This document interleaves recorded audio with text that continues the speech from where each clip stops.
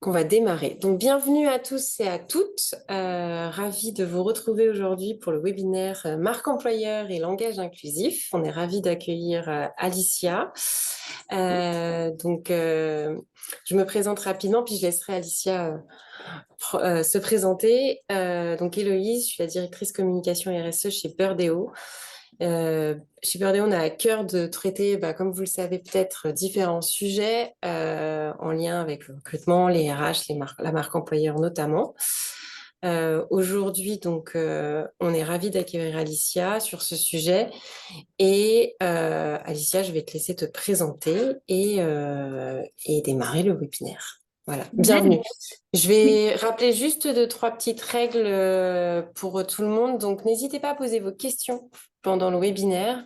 Vous avez une partie Q et R en bas ou sur le chat, mais c'est préférable sur QR. On essaiera de les prendre au fil de l'eau, mais ça dépendra en fait en fonction. Voilà, si le sujet est traité après, on va réguler un peu les questions-réponses, mais vous inquiétez pas, on a prévu 15 minutes à la fin du webinaire pour répondre à vos questions. Et, euh, et un replay sera disponible aussi à la fin. Voilà. Alicia, the floor is yours. Merci. Merci beaucoup, Héloïse. Et bonjour à toutes et à tous. Je suis ravie d'être connectée avec vous ce matin. Pour cette heure ensemble, on va parler marque employeur et langage inclusif.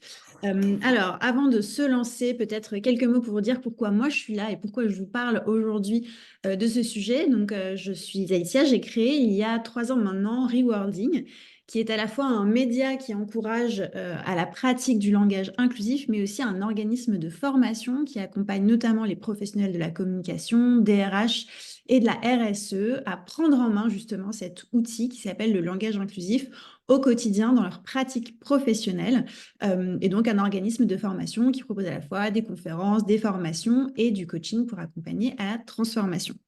Et ce que vous voyez sur votre écran, c'est un petit aperçu de mon Google Photos, puisque j'ai une passion étrange, une addiction étrange, c'est que je passe mon temps à prendre en photo les publicités que je vois dans la rue et dans l'espace public. Et il y en a beaucoup. Et pourquoi est-ce que je fais ça? Ben parce que je trouve que la publicité, spécifiquement, c'est un super moyen d'illustrer en fait les principes du langage inclusif qu'aujourd'hui je vous propose de vous présenter.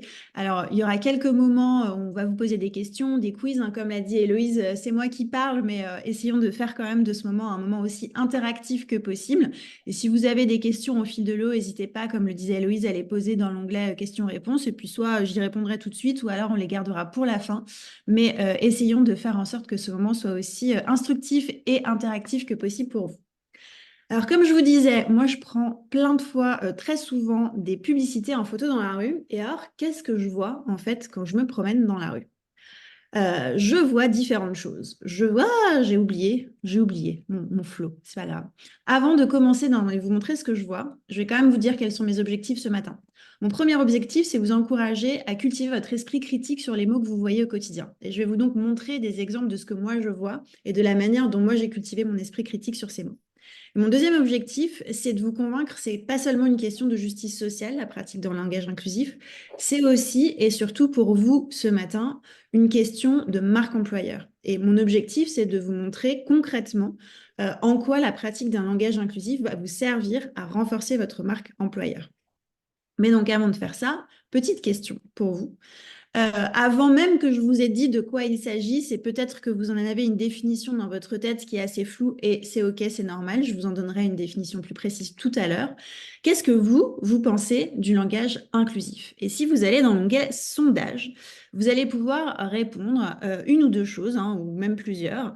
Qu'est-ce que vous pensez du langage inclusif? Est-ce que pour vous, tout le monde en parle, mais vous n'avez pas trop d'avis sur la question? Est-ce que vous le pratiquez déjà, mais vous avez plein de questions sur les outils? Est-ce que vous avez la conviction que c'est utile, mais vous ne savez pas comment convaincre les personnes de votre entourage, notamment professionnel, de l'utiliser? Est-ce que vous êtes sceptique sur son usage ou est-ce que vous êtes de toute façon contre cette pratique que vous jugez excluante? N'hésitez pas à voter. L'idée, c'est de se rendre compte un peu dans la salle virtuelle autour de ce sujet aujourd'hui, ce qui vous anime quand il s'agit du langage inclusif. Alors, quels sont les résultats? Qui Alors, est... Ça continue de voter pour l'instant, donc Alors, votez, ça, votez. ça bouge pas mal. Ouais. Mais pour l'instant, il y a quelque chose qui se dégage sur j'ai la conviction, c'est utile, mais je ne sais pas comment faire. Comment convaincre mon entourage Ouais, utilisé, c'est notamment ça. en entreprise.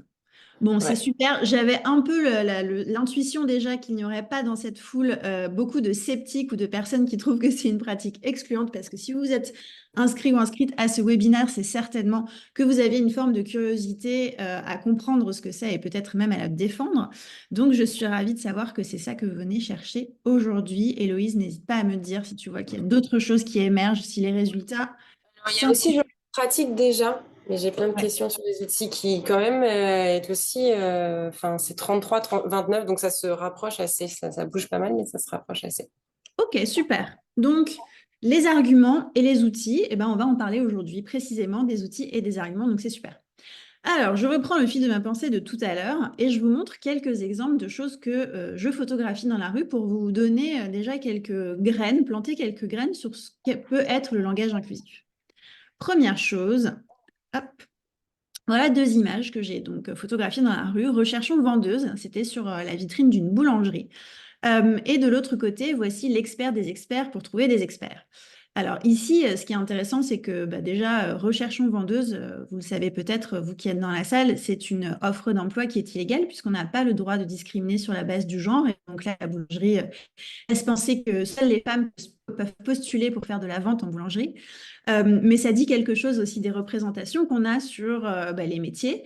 Quand l'expert des experts pour trouver des experts est présenté au masculin, ce qu'on appelle un masculin dit générique, un masculin qui est censé représenter tout le monde. Mais justement, ce qu'essaye d'améliorer en fait la pratique d'un langage inclusif, c'est des meilleures représentations et notamment des représentations moins stéréotypées.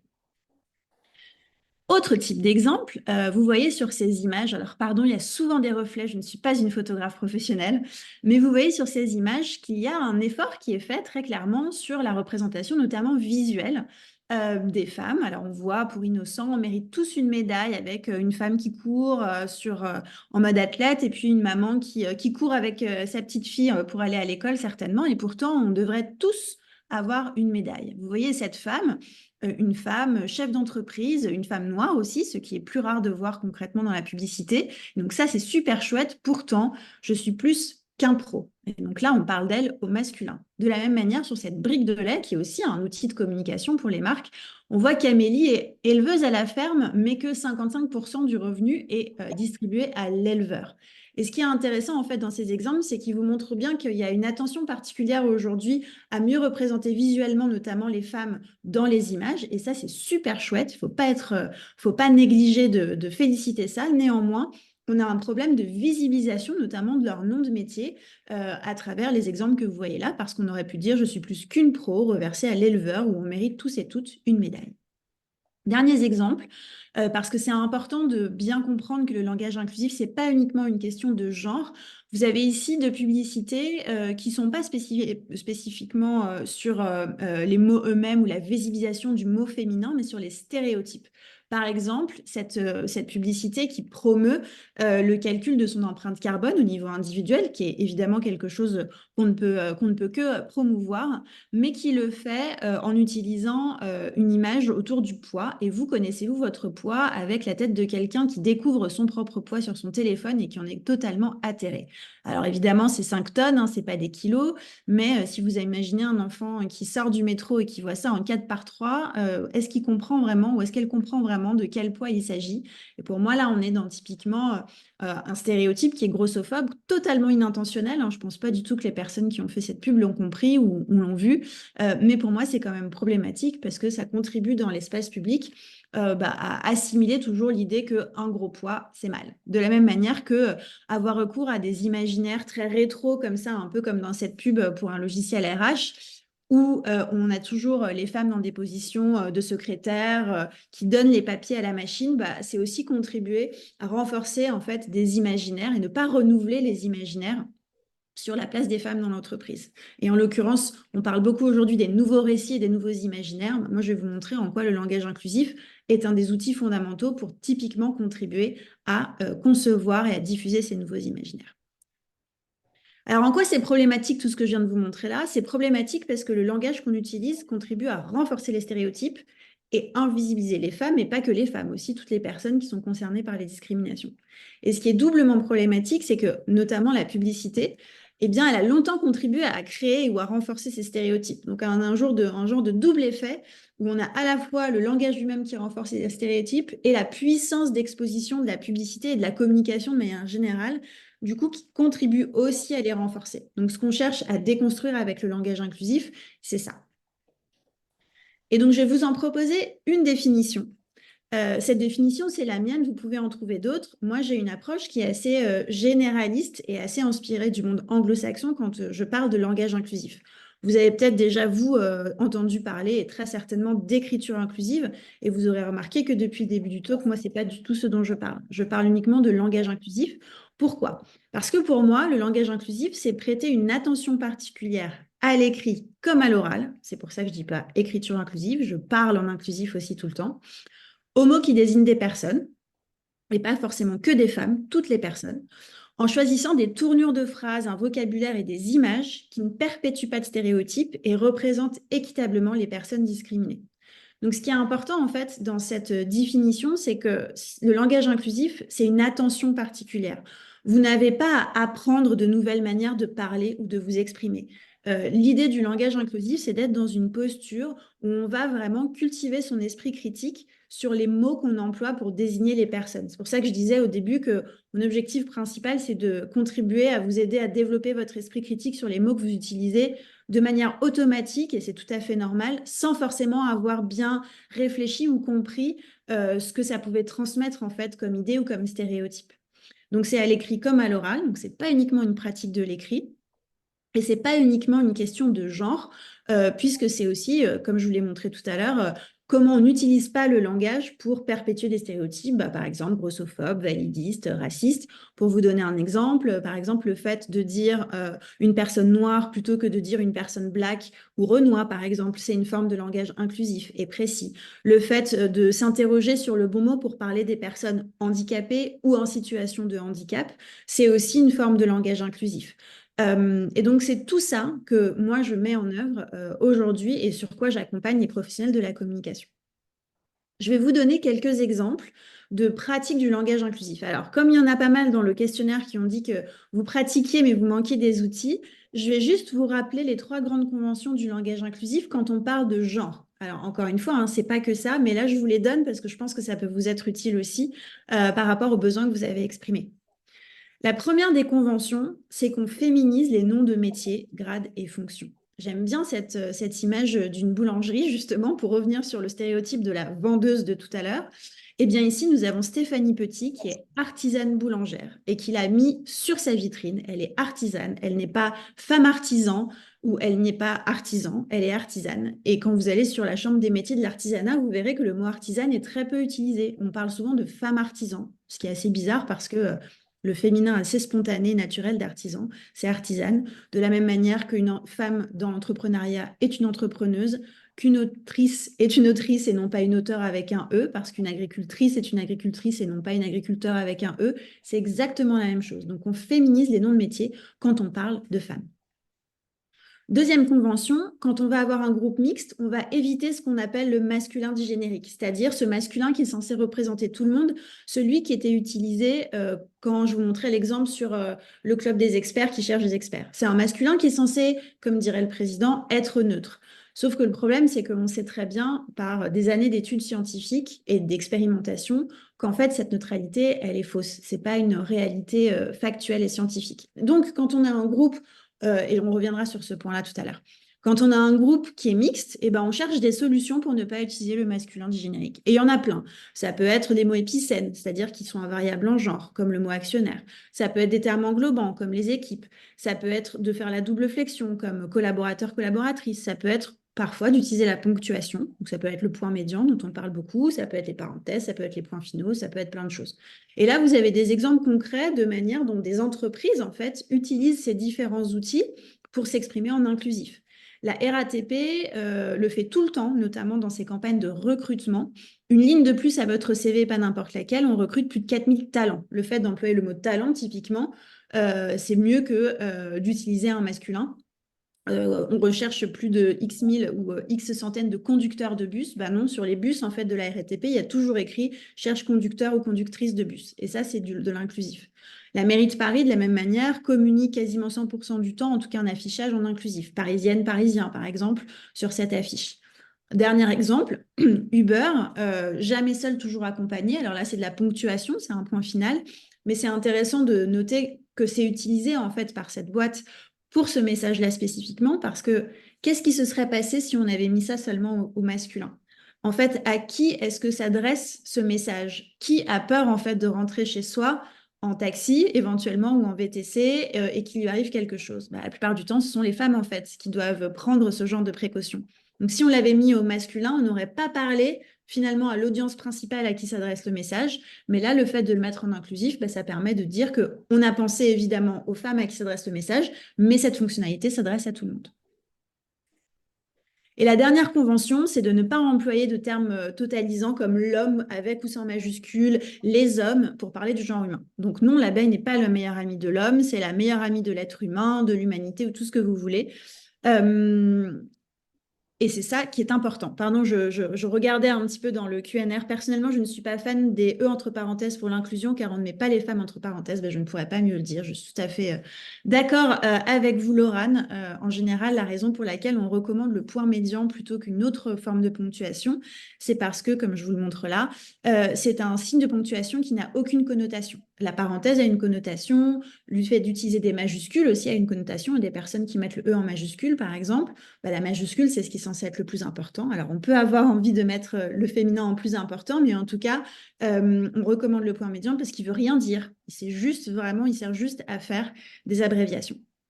Et on a une question de Diane qui te demande pourquoi est-ce que dans cette slide, du coup, la ligne du bas était rayée? Qu'est-ce qui ne convient pas?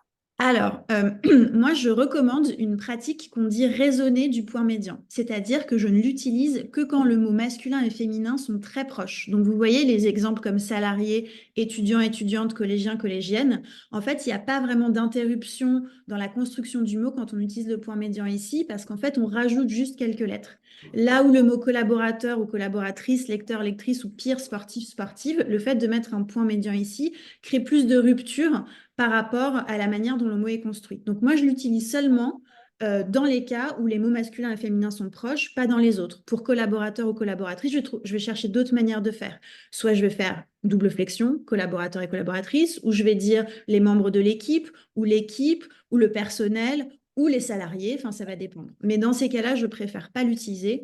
Et aussi parce que je sais que typiquement dans des cas comme ça où l'oralisation est plus difficile, c'est-à-dire le fait de passer de l'écrit à l'oral, ça va typiquement être un argument qu'on va retourner contre moi en disant bah oui mais tu vois quand tu l'écris comme ça après moi je ne sais pas comment le dire, alors que mon objectif à moi c'est de la moindre résistance, c'est de faire en sorte d'utiliser les outils qui vont créer le moins de résistance chez les personnes qui me lisent. Et je rappelle que le point médian est juste une manière de faire des raccourcis, des abréviations à l'écrit. Quand vous écrivez M point à la place de monsieur, c'est exactement le même principe que quand vous écrivez étudiant.médian ES. C'est juste une manière de faire des abréviations à l'écrit et on peut toujours trouver d'autres manières de faire si on ne veut pas l'utiliser. Voilà. En résumé, sur la partie du genre, ce qui est important de retenir, c'est que le point médian, c'est un élément de l'écriture inclusive qui elle-même est une partie du langage inclusif, qui est vraiment l'écrit et l'oral, et que tout ça, ça fait partie de la palette de la communication inclusive, c'est-à-dire vraiment les messages qu'on va créer, qu'on va imaginer, qu'on va inventer en utilisant le langage. Donc la prochaine fois que quelqu'un vient vous voir en disant ah, oui, moi, l'écriture inclusive, je suis contre parce que le point médian, nanana, on pourra revenir sur les arguments. Dites très bien, ok, bah, n'utilisons pas le point médian alors. Qu'est-ce qui te déplaît dans le reste du langage inclusif? Et vous verrez que les personnes auront du mal en fait à argumenter parce que très souvent, une grande partie de la crispation vient en fait de ce signe de ponctuation qui crée beaucoup la polémique et surtout en France. Je vois qu'il y a une question. Et que fait-on pour ne pas exclure les personnes non binaires? Alors, Il est vrai qu'en français, on est très mal équipé pour exprimer et décrire la non-binarité, puisque notre langue est ce qu'on appelle grammaticalement genrée, donc on est obligé de choisir un genre ou un autre. Néanmoins, dans les techniques que je vous ai montrées ici, il y en a certaines qui sont encore plus inclusives que d'autres.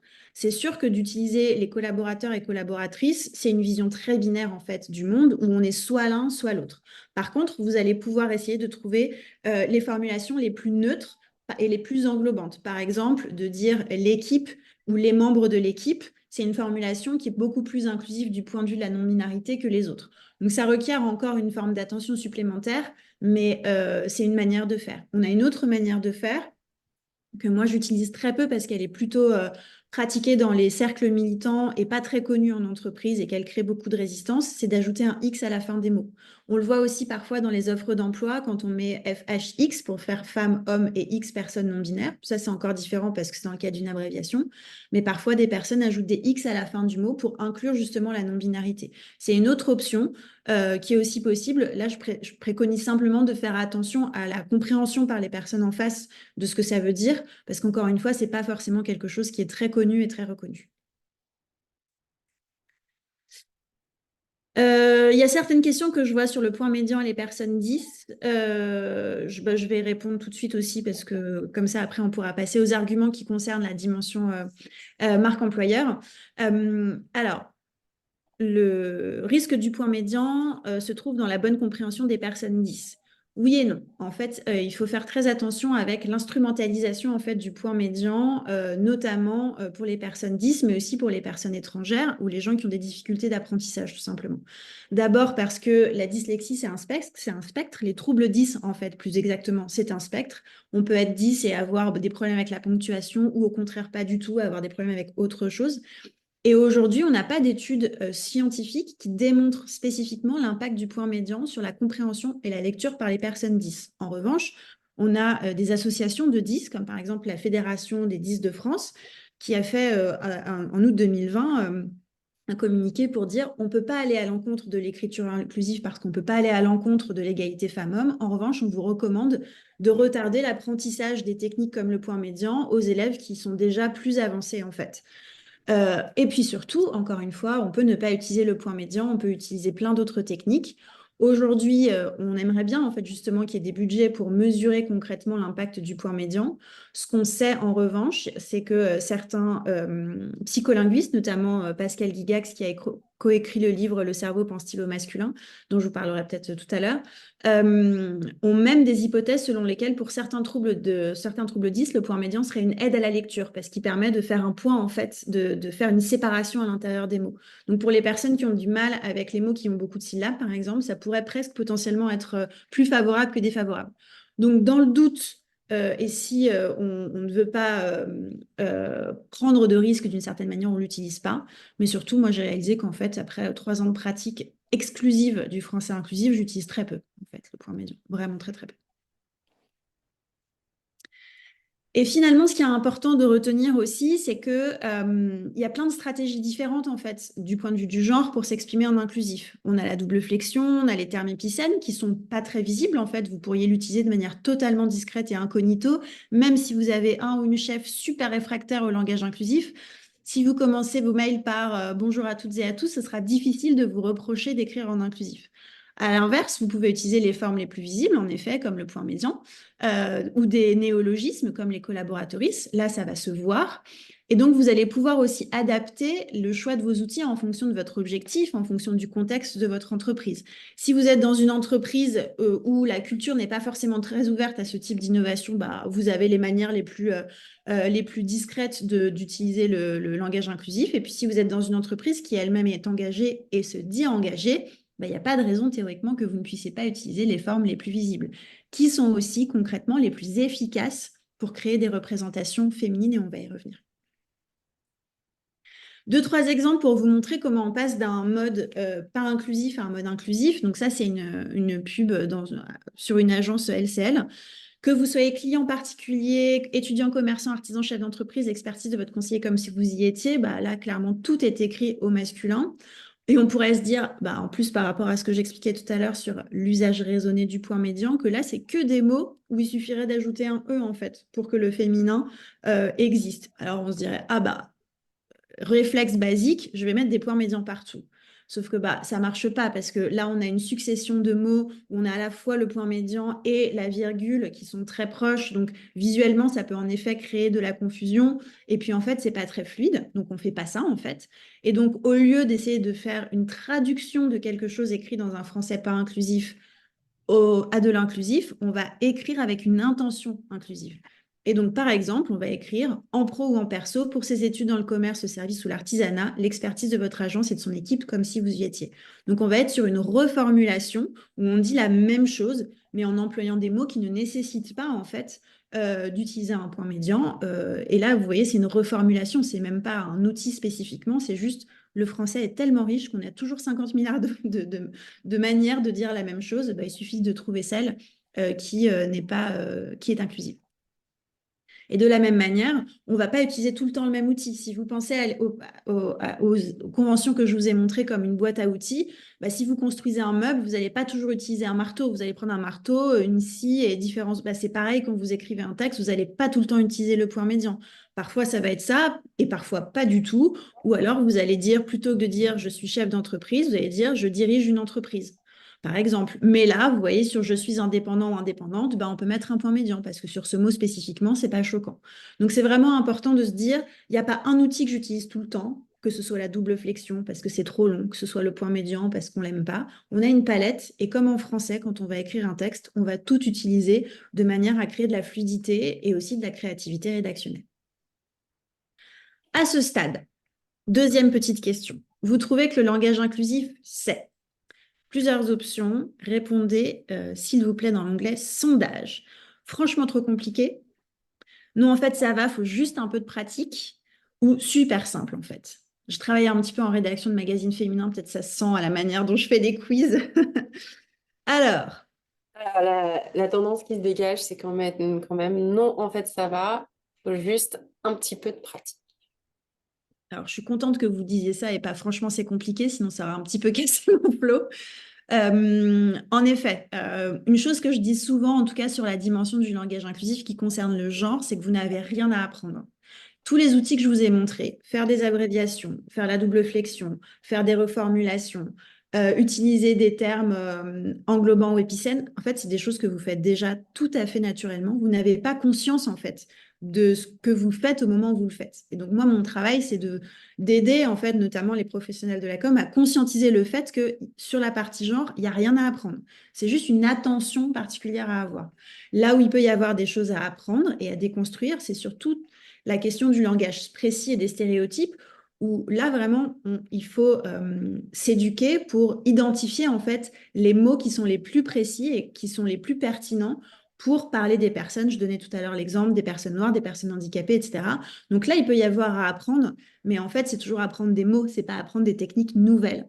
Donc, je suis contente si au final vous trouvez que c'est accessible, parce que pour moi, ça l'est vraiment. Et surtout, l'avantage du langage inclusif et du langage tout court, c'est qu'il est disponible tout le temps, 24 heures sur 24. Personne ne peut vous empêcher de l'utiliser. Et en plus, c'est gratuit. Donc, c'est quand même pas négligeable. Et ça a de l'impact aussi, et je vais vous montrer maintenant en quoi ça a de l'impact et en quoi, du coup, ça peut proposer des bénéfices. Ça peut être bénéfique quand on travaille sur les questions de marque employeur. Alors, moi, j'ai répertorié plus de 15 raisons business, orientées business, qui peuvent justifier d'utiliser du langage inclusif quand on est une entreprise. Il y en a qui sont liées à l'efficacité, à la créativité, il y en a qui sont liées au sujet RH, au recrutement, à la rétention, à l'inclusion d'entreprise, et il y en a qui sont liées aussi à la dimension RSE et la responsabilité sociétale des entreprises. Je ne vous les présente pas toutes parce qu'on a un temps qui est limité, mais je vais vous présenter celles, vous partager celles qui, à mon sens, ont le plus de pertinence quand on parle justement de la marque employeur. Parce que quand on parle de marque employeur, on a quand même un enjeu d'efficacité, c'est-à-dire qu'on a envie de communiquer sur son entreprise d'une manière qui soit efficace. Et notamment, on a envie de s'adresser parfois particulièrement à certaines audiences, par exemple les audiences jeunes ou les audiences féminines. En l'occurrence, on sait, parce qu'on l'a mesuré, que les moins de 35 ans sont les plus susceptibles d'être favorables à l'utilisation d'un langage inclusif. Et d'ailleurs, sont ceux qui en ont une pratique et celles qui en ont une pratique la plus répandue. parler aux audiences féminines. Si vous organisez des événements dans vos entreprises et que vous avez des enjeux de diversification et de féminisation de votre recrutement, n'organisez pas des événements qui s'appellent par exemple Go Entrepreneur. Je ne suis pas en train de faire un jugement sur l'événement lui-même, dont je comprends que c'est un super cool événement, mais il faut savoir que les femmes se sentent moins concernées quand on leur parle au masculin. C'est notamment ce qui est la conclusion de 50 années d'expériences scientifiques qui ont démontré que quand on dit à des femmes, et notamment en publicité, venez suivre ce programme dédié aux entrepreneurs, les femmes, donc les entrepreneuses, vont se sentir moins concernées que si on dit venez suivre ce programme dédié aux entrepreneurs ou aux entrepreneuses, ou même venez suivre ce programme dédié à l'entrepreneuriat. Donc, si vous avez un enjeu de vous adresser notamment à ces audiences-là, vous vous tirez une balle dans le pied d'une certaine manière si vous ne mobilisez pas les outils du langage inclusif. Un autre des intérêts du langage inclusif, comme je disais tout à l'heure, c'est qu'en fait, vous pouvez passer à l'action immédiatement. Vous n'avez pas grand-chose à apprendre. Ici, ces exemples, ils sont intéressants parce qu'ils montrent que parfois, en simplifiant, c'est-à-dire en enlevant des choses, eh bien, on peut avoir une expression plus inclusive, comme ici, devenez le boss à la place de votre boss. Ben, en fait, si on avait mis devenez boss à la place de votre boss, ça disait strictement la même chose, mais ça enlevait en fait le stéréotype de genre de le boss est un homme. De la même manière, vous allez enfin pouvoir exprimer vos talents de bricolage, exactement le même nombre de caractères que bricoleur, sauf que donc on ne renforçait pas cette idée qu'il n'y a que les hommes qui bricolent, ce qui en plus est aujourd'hui totalement faux. Donc en fait, vous voyez qu'il n'y a pas besoin de logiciels supplémentaires, il n'y a pas besoin de support supplémentaire. C'est vraiment une question d'attention aux mots qu'on emploie. Et puis, comme je disais aussi, c'est un outil qui est complètement gratuit. Et ça, c'est non négligeable, notamment quand on travaille sur des sujets de RSE ou de diversité, d'équité et d'inclusion, où on ne va pas se mentir, les budgets ne sont pas les mêmes en termes d'investissement, notamment, qu'à d'autres endroits considérés comme plus critiques pour le business de l'organisation. L'avantage du langage inclusif, c'est qu'il ne coûte pas plus qu'éventuellement la formation des collaborateurs et des collaboratrices, mais une fois que ça s'est fait, la mise en œuvre, en fait, est totalement gratuite puisque c'est les mots du quotidien qu'on emploie. Et il n'y a pas d'investissement supplémentaire à faire. Vous allez peut-être me dire, c'est sympa tout ça, mais moi au quotidien, mon problème, c'est de recruter des profils divers et aussi de les retenir.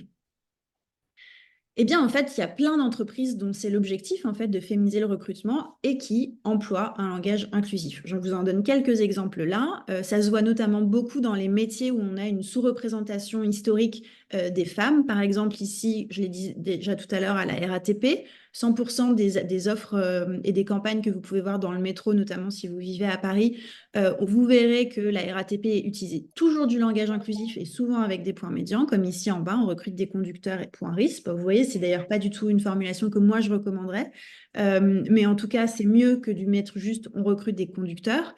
Et puis vous voyez qu'au-dessus, on a bien l'image d'un conducteur, mais devenu conducteur triste de bus, entre parenthèses. Encore une fois, pas forcément la manière de faire que je recommande, mais peu importe. C'est toujours mieux de visibiliser le féminin que de ne pas le faire parce qu'on n'est pas tout à fait sûr de la bonne ponctuation utilisée ou de la bonne méthode à utiliser. Autre exemple, à l'inverse, pas forcément pour féminiser son recrutement, mais peut-être pour avoir plus d'hommes qui postulent dans les métiers de la petite enfance.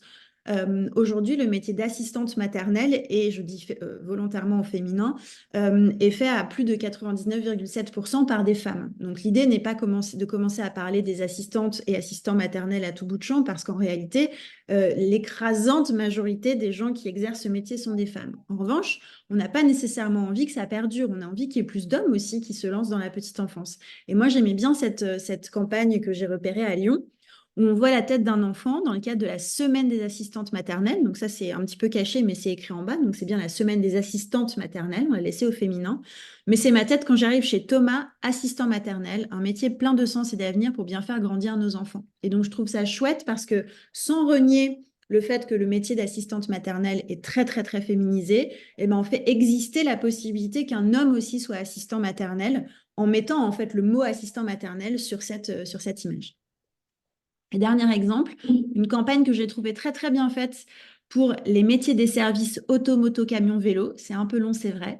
Mais là, de dire typiquement les métiers des services auto, moto, c'est une manière d'avoir une formulation englobante qui n'est pas donc qui est inclusive, et aussi elle est associée à une image qui est une image qui va à l'encontre du stéréotype qu'on peut avoir sur les personnes qui font de la mécanique. Et en plus, cette campagne, c'était toute une orchestration. On avait 4 ou 5 visuels différents, où on avait des hommes et des femmes, et à chaque fois, on avait les métiers des services. Donc, on ne parlait pas de devenez mécanicien ou devenez, je ne sais pas quel métier il peut y avoir dans un garage, mais on avait vraiment cette formule englobante et des images d'hommes et de femmes qui montrent bien que ces métiers sont accessibles par une personne, quel que soit son genre. Je vous le disais tout à l'heure, c'est pas moi qui le dis, ça, hein, c'est 50 années d'études scientifiques, donc il y a plus de 350 études qui ont été menées dans les 40 dernières années dans un champ qu'on appelle la psycholinguistique, c'est l'étude en fait de la relation entre les mots qu'on dit et ce que ça crée dans notre cerveau comme représentation. Et je vous encourage vraiment à lire ce livre qui s'appelle Le cerveau pense-t-il au masculin, qui a été coécrit par 3 psycholinguistes et qui récapitule en 200 pages, écrit 100% inclusif avec 0 point médian, preuve que c'est possible, toutes les expérimentations qui ont été menées et qui démontrent précisément ça.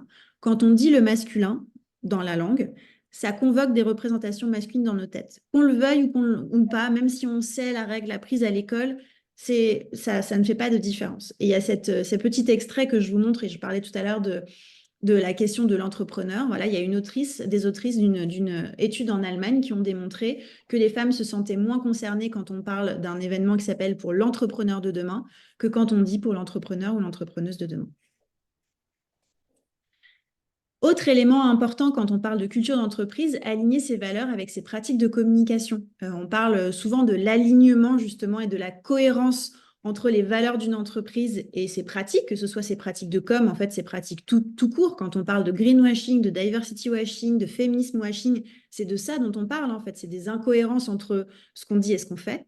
Et ben, je trouve, moi, en fait, qu'utiliser un langage inclusif, c'est une parfaite manière de mettre en cohérence et en alignement ces valeurs, et sont rares aujourd'hui les entreprises qui ne revendiquent pas de promouvoir l'égalité de genre notamment, et ces manières de communiquer. Vous avez une pub ici pour une marque qui s'appelle La Vie.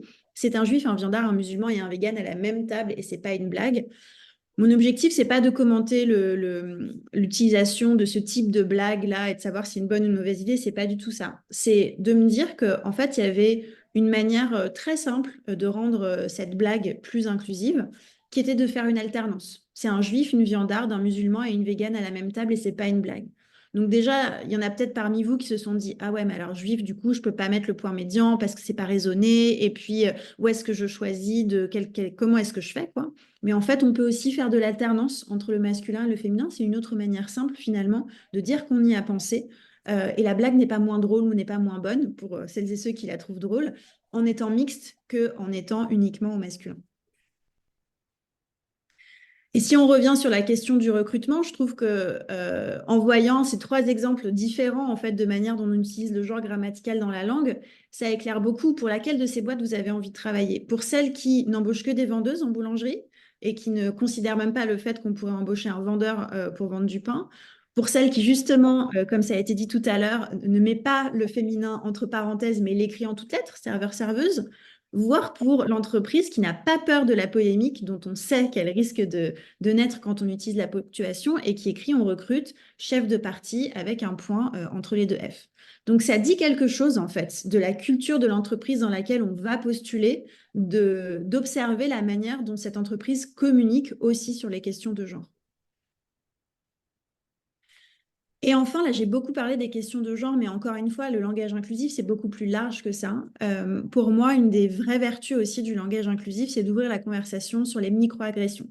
Les microagressions, ce sont ces phrases que vous allez entendre qui ne sont pas nécessairement des attaques intentionnelles, mais qui reposent en fait sur l'utilisation du langage et parfois, par exemple, des blagues pour dire des choses comme « Ah bon, il est gay, ça se voit pas » ou « Mais non, elle est trop jolie pour être lesbienne ». Et ça, ce sont des microagressions dans le sens où les personnes n'ont probablement pas conscience du caractère homophobe de ce qu'elles disent. Peut-être elles l'ont, mais on va partir du principe qu'elles ne l'ont pas. En revanche, c'est vécu par les personnes qui sont concernées, que ce soit des femmes lesbiennes ou des hommes gays, comme en fait une forme d'agression et de discrimination, puisqu'on considère qu'on ne peut pas à la fois être une femme jolie et lesbienne, ou qu'on ne peut pas être gay sans que ça se voit.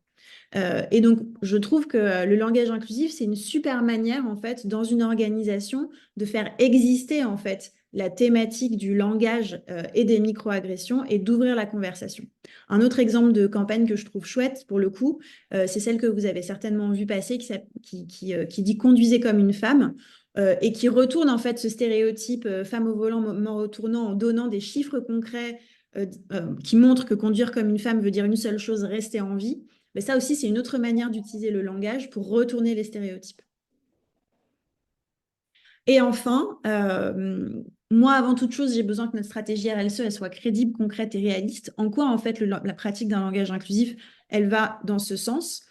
Et ben déjà, c'est signaler son engagement concrètement. Là, vous avez des exemples de campagnes, d'entreprises, de marques qui utilisent les visions les plus remarquables du langage inclusif, hein, parce que comme je vous ai dit tout à l'heure, il y a des versions qui sont très discrètes, mais il y a aussi des versions qui sont très remarquables pour écrire près d'un ou une Française ou Français sur trois voudrait ceci en cadeau, pressé d'acheter, pas de payer. Et donc ça, c'est une manière très concrète de dire, j'ai pensé à la place du féminin et des femmes dans la société. J'ai pensé en fait à ne pas les invisibiliser aussi dans ma communication. C'est aussi une manière de proposer de nouveaux imaginaires. On a commencé à en parler un petit peu tout à l'heure. Aujourd'hui, on est assez obnubilé par la question des nouveaux récits, qui est importante en fait, parce que c'est impossible de se projeter dans un futur souhaitable si on ne l'imagine pas. Et ben, ça passe aussi par la pratique d'un langage inclusif, parce que quand on voit ça c'est un des livres d'histoire de mon fils qui est à l'école primaire, où on parle toujours des premiers hommes, eh bien, en fait, le fait de parler des premiers hommes, ça renvoie à un certain imaginaire, qui est l'imaginaire de l'homme dans sa caverne qui tire sa femme par les cheveux et que sa femme n'est bonne qu'à aller faire de la cueillette dans les bois, alors qu'on sait aujourd'hui que c'était pas du tout comme ça que ça se passait à la préhistoire. Les avancées scientifiques ont beaucoup déconstruit, en fait, quel était le rôle des femmes à la préhistoire et notamment dans la chasse. Et dans le fait de mener des tribus. Mais le fait de toujours dire les premiers hommes, bah, ça convoque nécessairement cet imaginaire. Donc ma question, c'est comment est-ce qu'on peut écrire et proposer des nouveaux récits où l'égalité de genre et de manière générale la non-discrimination sont présents partout, si on repose en fait sur un langage qui n'est pas inclusif, qui est le même que celui avec lequel on a créé tous les autres récits dans lesquels on mène. Petit sondage pour vous démontrer en fait que cette question notamment du genre, elle n'est pas sans impact sur les représentations. Je vais vous demander de citer, on a posé cette question à 3 groupes de personnes différentes. Citer 2 écrivains célèbres ou citer 2 personnes célèbres pour leurs écrits ou 2 écrivains ou écrivaines célèbres. À votre avis, quelle était la proportion de femmes citées en fonction de chacune des formulations, entre la première et la troisième formulation? Donc, combien est-ce qu'on a cité de femmes quand on demandait 2 écrivains célèbres? Combien on a cité de femmes quand on disait 2 personnes célèbres pour leurs écrits et 2 écrivains ou écrivaines célèbres? Alors, du coup, dans le sondage... Ouais, c'est un peu difficile de voir, Ouais, donc je pense que les personnes peuvent mettre dans le... ouais, ou sinon dans le chat. Ouais, mettez Quelle est dans la le chat. différence? On passe de combien à combien entre la première formulation et la dernière formulation, à votre avis?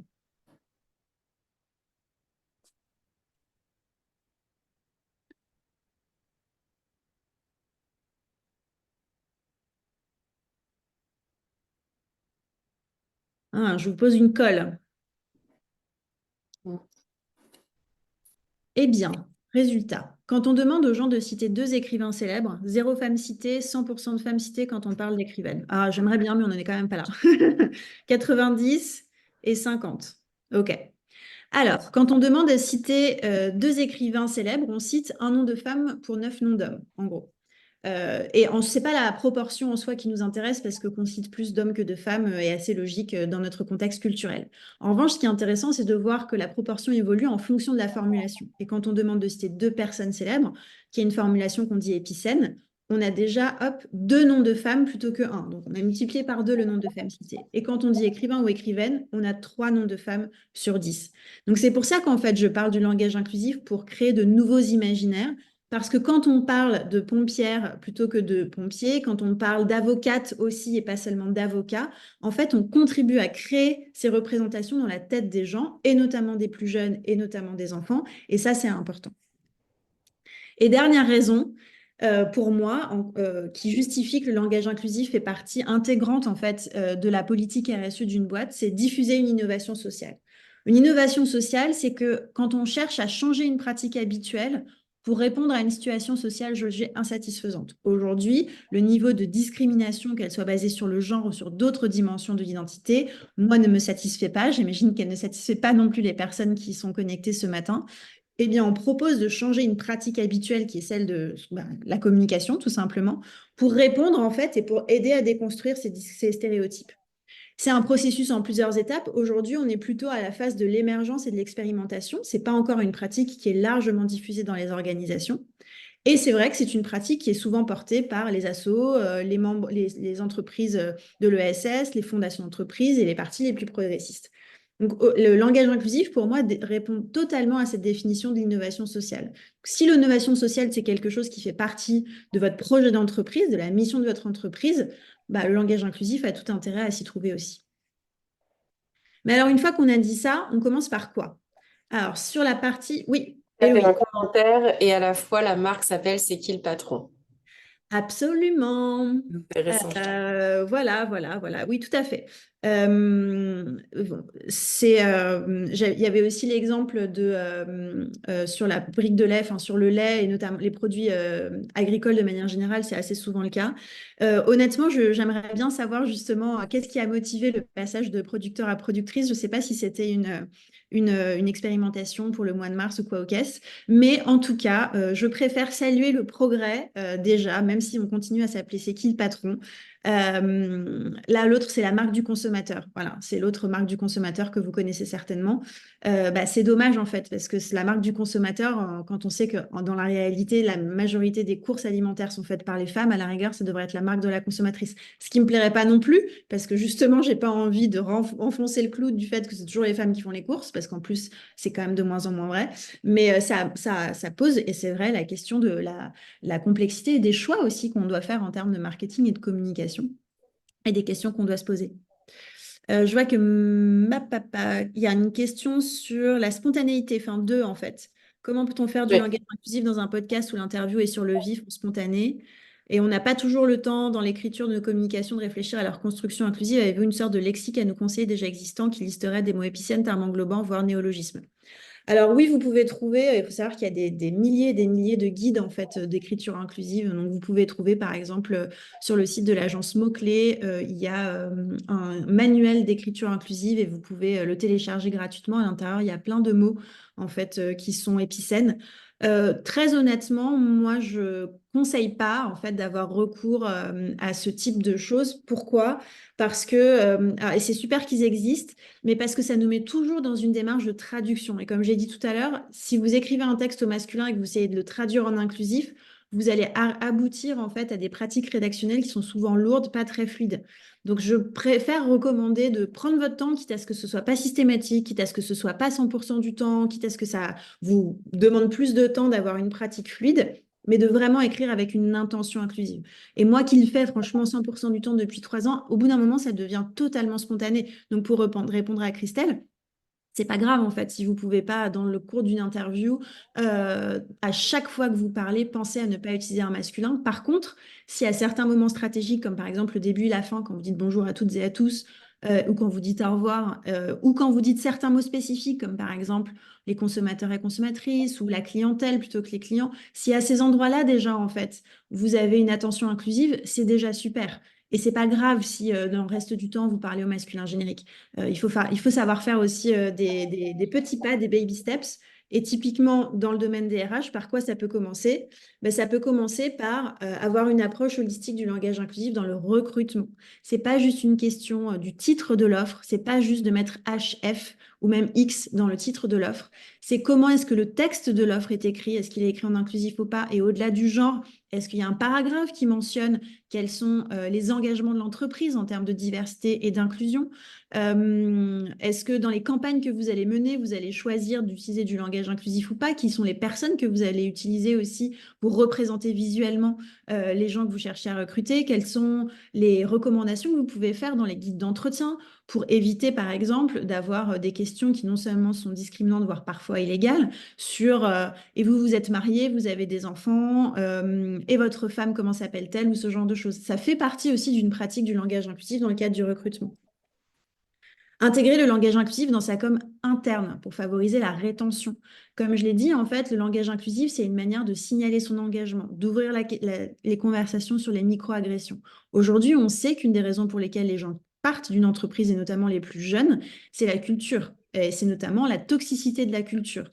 Si vous êtes une entreprise qui engage une réflexion sur ce sujet, qui, comme vous le dites hein, très justement dans vos commentaires, est pas du tout facile parce que ça nécessite de revenir sur des automatismes qui sont profondément ancrés, et puis aussi qui n'est pas facile parce que, encore une fois, si on revient au point médian, bah, ça peut créer des polémiques, ça peut créer des tensions et des conversations qu'on n'a pas forcément envie de gérer en entreprise. Mais si vous le faites en termes d'impact, en termes de démonstration concrète de la manière dont vous vivez vos valeurs, bah, je trouve que ça a une force importante pour démontrer que vous faites vraiment des choses concrètes pour avoir une culture qui soit vraiment inclusive. Et ça retient les gens. Et finalement, identifier les stratégies les plus alignées avec vos valeurs. Comme je l'ai dit, on peut avoir des stratégies très discrètes, d'autres beaucoup plus visibles, de manière aussi dans votre communication institutionnelle à rendre votre marque employeur cohérente et attractive. Donc, vous ne pouvez pas, ou je pense que vous ne pouvez pas dire l'égalité de genre, c'est hyper important pour nous, mais ne parler que de vos collaborateurs dans toutes les communications que vous faites. Donc voilà, trois manières, alors comme je le dis, hein, pas forcément hyper évidentes de faire, mais dont vous pouvez envisager concrètement le passage à l'action. Et je vais Alors, m'arrêter là. Si ce sont des sujets qui vous intéressent, vous pouvez, j'écris 2 fois par mois dans une newsletter des analyses justement de publicité ou de communication qu'on trouve dans l'espace public par le prisme du langage inclusif. Donc n'hésitez pas à vous y abonner et si ça vous intéresse. Et je propose qu'on passe aux questions et aux question. commentaires qui peuvent avoir Ouais. émergé. Alors, tu as un commentaire de Laurent suite à ce que tu as présenté sur les offres d'emploi. Ce qui m'énerve beaucoup dans les offres d'emploi, c'est dans le cadre d'une démarche d'inclusivité. Nous utilisons le neutre masculin, mais nous acceptons tous les genres. Est-ce que tu as un commentaire par rapport à ça? Nous utilisons le neutre masculin, mais nous acceptons tous les genres. J'ai jamais vu cette phrase, mais pour moi, attends, parce que c'est une citation en fait. Oui, Ok. Pour moi, c'est pas acceptable en fait ce genre de phrase parce que déjà nous acceptons tous les genres. Je trouve que ça dit beaucoup du manque de connaissances qu'il existe dans l'entreprise sur ce que c'est que la question du genre. Parce que l'idée, c'est pas d'accepter tous les genres. Enfin, moi, en tant que pour le coup militante sur la question, je trouve que cette formulation est très imprécise et dénote un manque de connaissances. Et puis nous utilisons le neutre masculin aussi parce que bah, ce que je vous ai démontré ou essayé de vous démontrer, c'est que le masculin n'est jamais neutre en fait et que ça n'existe pas. Donc, je trouve que c'est pas une manière de présenter les choses qui est très cohérente. Moi, je recommanderais soit de rien dire du tout, ou d'utiliser vraiment des formulations englobantes, comme je disais tout à l'heure, et d'éviter carrément le masculin si on veut vraiment être dans cette démarche d'inclusivité revendiquée. Mais je trouve ça bizarre, je trouve ça bizarre, en fait, tout simplement. Voilà. Euh, que penses-tu de l'utilisation du franglais comme langage inclusif? Alors, très bonne question. Alors, j'en profite juste pour dire, je copie là dans la discussion le lien si vous voulez vous inscrire. Donc, qu'est-ce que je pense de l'utilisation du franglais comme langage inclusif?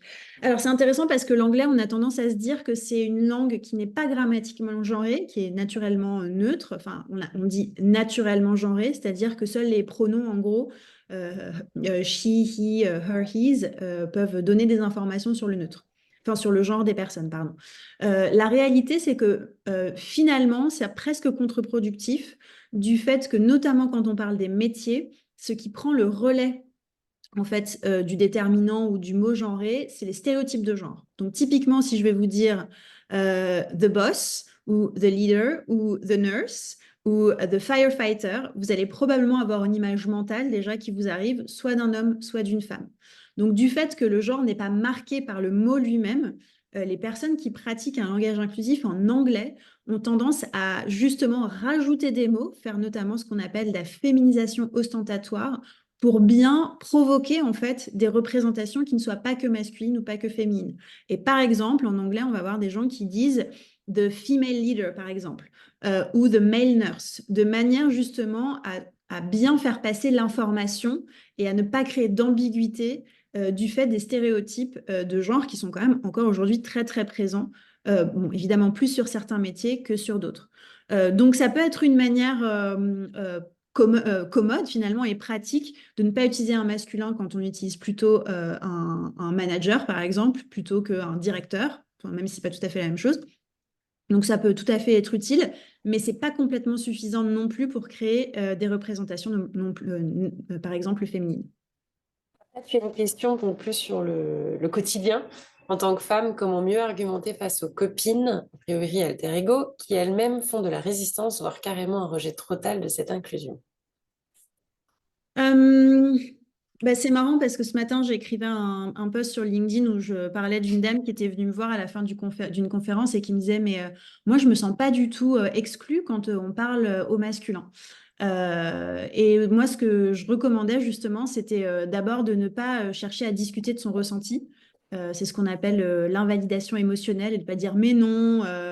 C'est un peu comme quand on dit à des enfants mais non, t'as pas si mal ou à un ami mais sois pas si triste, c'est pas si grave. Bon, bah, si c'est comme ça qu'elles le ressentent et qu'elles se sentent pas exclues, très bien.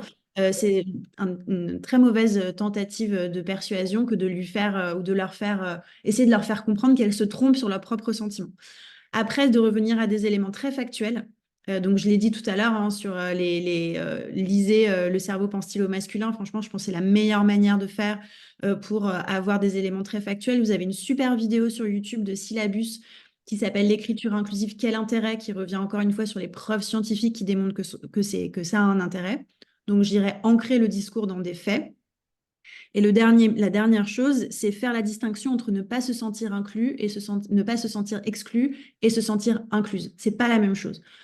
Quand on rentre dans une salle où il y a une assemblée où il y a 9 hommes et une femme, on peut dire bonjour à tous et que la femme ne se sente pas exclue, très bien. Mais c'est pas pareil que de dire bonjour à toutes et à tous et de faire comprendre qu'on a une attention particulière, même pour la seule personne, la seule femme présente dans la salle. Donc se sentir l'inclusion, c'est une action, c'est une attention proactive à faire en sorte que toutes les personnes d'une pièce se sentent bienvenues. Et donc, c'est pas tout à fait pareil.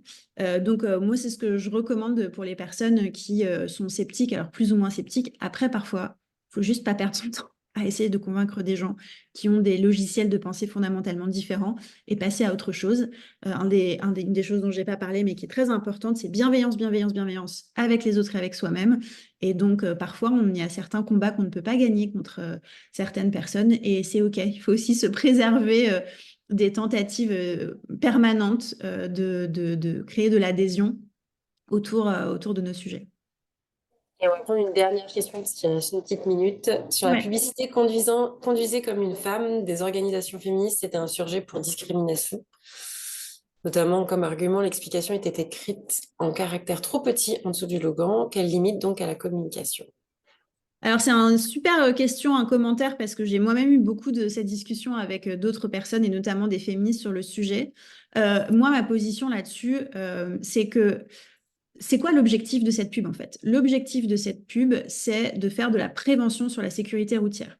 Et donc en publicité notamment, on a un objectif d'efficacité. Il faut attirer l'attention des gens. Et je pense que de ce point de vue-là, cette publicité remplit son objectif. Elle attire l'attention des gens. Parce que quand vous voyez ça, que vous soyez plein de stéréotypes et que vous dites, ah, bah oui, c'est bien vrai, ça, femme au volant me retournant, ou qu'au contraire, vous soyez hyper féministe et que vous dites, bah non, attends, on ne peut pas continuer à dire ce genre de choses, en fait, votre attention, elle est attirée. À partir du moment où votre attention, elle est attirée, déjà, on a fait la moitié du travail. Après, on peut discuter de la taille du chiffre qui est écrit en dessous. Dans tous les cas, déjà, ce qui est bien, c'est que c'est un chiffre concret, encore une fois, un fait qui démontre que conduire comme une femme, ça veut dire une seule chose, ne pas tuer les gens, en gros, sur la route. Donc, oui, on aurait pu avoir peut-être ce texte écrit en plus gros, mais je pense que quand on a attiré l'attention avec ce gros slogan-là, les gens lisent la suite et ça contribue à diffuser cette information qui est importante. Et puis, j'ai envie de dire, un truc que moi, je me répète souvent, c'est progress, not perfection. On progresse et c'est pas forcément parfait. Peut-être qu'on aurait pu imaginer d'autres dispositifs, mais je trouve quand même que cette pub, elle est chouette Aussi, pour un dernier élément, et après j'en ai terminé, c'est que les images d'hommes qu'on voit au volant, en fait, sur les trois images, en fait, de cette campagne, sont pas non plus des images d'hommes stéréotypés. C'est-à-dire, c'est pas des hommes jeunes qui sont hyper nonchalamment installés dans leur voiture avec la main comme ça. Non, c'est juste des hommes qui conduisent, qui pourraient être n'importe qui, en fait. Et ça aussi, je trouve que c'est chouette, c'est que ça ne renfonce pas un autre stéréotype derrière. C'est pas quelqu'un qui a l'air en état d'ébriété, c'est pas quelqu'un qui a l'air d'être encore une fois complètement non, c'est juste un homme derrière son volant, comme n'importe qui. Et en ce sens, moi, je trouve que cette campagne est plutôt très bien pensée. Super. Ben, on va conclure, je pense, avec cette question. Oui. Si jamais il y a d'autres questions, on les reprendra, mais plus en indirect, du coup, pour conclure le webinaire. Merci beaucoup à tous pour votre participation et ces échanges. Si vous souhaitez vous tenir informé des actualités de Burdeo, des événements qu'on organise régulièrement sur plein de sujets, ou suivre nos offres d'emploi, donc vous pouvez vous inscrire à la newsletter, j'ai mis le lien dans le chat, ou nous suivre sur LinkedIn. Voilà. Et on était ravis, si vous avez d'autres questions, n'hésitez pas à nous contacter, puis on relaiera avec Alicia, on sera ravis d'y répondre par mail directement. Voilà, Merci merci à beaucoup, tous, Héloïse. Et merci à tous et à toutes. Et à bientôt sur les réseaux. à bientôt, au revoir.